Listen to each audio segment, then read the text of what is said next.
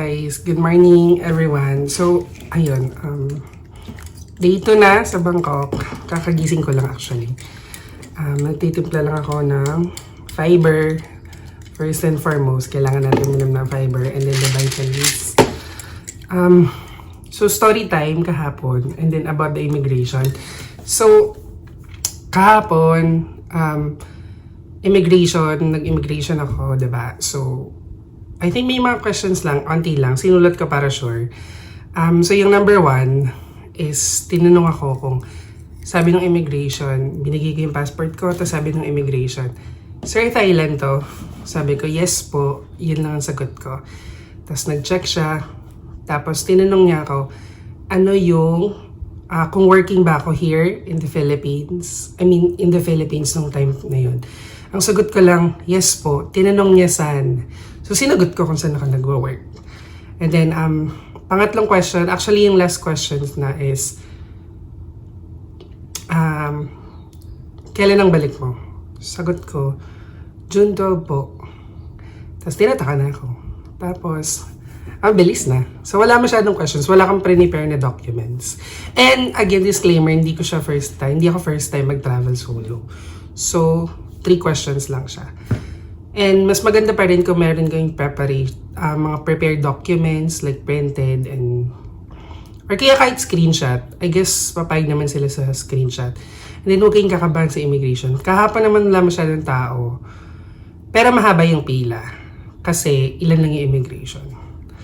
Yun. Tapos nung nakarating na ako, ang original flight kasi namin, syempre nag-boarding gate na ako. Ang original flight namin ay 12:15 AM ng June 4. My God, may story akong ito-tell. Kasi nakakaloka, 12:15 dapat yung original flight namin from Manila to Bangkok. That's Cebu Pacific. So my airplane is Cebu Pacific, 5J931. I think 11:50 AM or 11:50 PM, sorry. I stand corrected. 11:50 PM, actually kompleto na lahat sa loob ng plane. Kasi yung boarding time is, ano nga ba yung boarding time? Nakalimutan ko na. Ang boarding time namin na 11:30 PM sa gate 101, pero we were transferred to gate 106. Kaya kailangan talaga alert pagdating sa mga announcement pag nasa airport. Tapos, I think 12 AM, we're ready to go. Tapos 12:15 yung original flight. Pero, pinatay na yung ilaw and then all of us are naka-seatbelt na. Tapos, may mga tulog na, may mga naka-earphones na. Not until hanggang 12:30 hindi pa umaalis. So, kinakabahan kami kung ba't di pa umaalis. Akala namin talaga traffic lang sa runway kasi maraming passengers yung nag-aabang sa mga boarding gate. And, tapos nung nag-announce na yung pilot, I think 12:45 na yan somewhere. Sabi niya, dear passengers, so all passengers riding Cebu Pacific 5J931 bound for Bangkok, we will be asking everyone to deplane for security measures. Yun yung sabi, for security measures. Tapos, pinababa kami. Nasa likod na raw ako, 39D yung seat ko. Tapos yung flight attendant dun sa likod, sabi niya, tinanong kasi nung isa kung bakit daw na-deplane kami. Kasi syempre nga, pagod na yung mga tao, nag-aantay. Tapos baka may mga hahabulin sa connecting flight or kaya may mga pasok kasi nga naman Tuesday yun eh. So baka may pasok pa or kaya yung iba nag-work sa Bangkok, sa Thailand. Hindi sulit, ang sagot lang ng flight attendant, meron daw kasi galing to mismo sa kanila, hindi to galing sa akin, baka mamaya makota ko. Sabi nila, galing daw sa meron daw isang foreigner na bumaba, tapos hindi siya mapakali, yun yung term, hindi siya mapakali, bumaba. Tapos nung bumaba kasi ang reason daw is masakit yung tiyan. Nung pinababalik na, hindi na bumalik. Kaya parang ang weird ng experience kasi ano ba yun? Hindi siya bumalik tapos dineplane lahat. Syempre, yung commotion dun sa likod kung nasan ako bilang marites tayo ng taon. Parang, syempre, yun mag-iisip ka, mag-overthink ka. Pero ako, wala kasi akong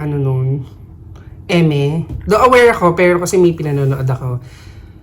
Pinababa kami. Tapos, walang announcement when or what time yung sunod na boarding. So, ay guys, sorry na po ito. Full na daw yung storage ng cellphone ko. Sorry. Ay na nga, going back. Di pinababa na kami, no? Tapos lahat naman bumaba, nakiko-operate. Wala naman yung mga passengers na, nagalit. Which is okay lang naman kung magalit or kaya somehow get irritated. Kasi nga naman, maling mo may hinahabol na connecting flight o kaya hinahabol na kailangan pumasok kaya kinuha yung ganong flight kasi magre-rest as may trabaho kinahaponan. So, wala namang ganun. Lahat naman sumunod. Tapos fully booked kasi yung fully book nga yung buong airplane. Pati yung mga seats walang available. So, baba kami tapos bumalik lang kami sa gate. Tapos parang nga kaming ang awkward kasi nakasakay na kami, diba? Tapos pagbalik namin sa gate, may mga tao bound for Incheon naman. Nauna pa silang umalis. I think yung flight nila 2:30ish or 3. Tapos kami, walang announcement, pero hindi kami makaalis dun sa boarding gate kasi i-announce. Nag-sorry naman yung Cebu Pacific. And para hindi na mag-overthink yung tao, announce na nga for security measures. We want to make sure our top priority is your safety, which is we appreciate it naman kasi syempre mahirap nga naman yun. Doon na kami sa Himpapawid tapos biglang bigla kaming magka-aberya, diba? Mas mahirap naman yun. Tapos walang announcement kung when, nakalagay lang doon 5J931 bound for Bangkok, 12:15, pero yun yung original. Tapos nag-check na lang ako sa app, I figured out na 3:30 yung boarding flight for the 4 a.m. flight. So yun, bumili sa coffee kasi nakakagutom pala magantay.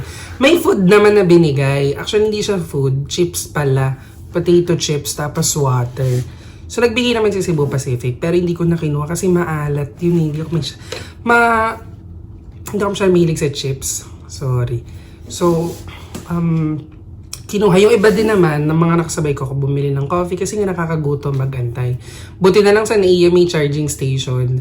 So nag-charge ng mga station yung dapat mag-charge. Tapos, 4 a.m. nakasakay na kami. Tapos mga 4:50 nakaalis kami. Tapos yung flight hours is 2 hours and 35 minutes. Tama ba? 2 hours and 30.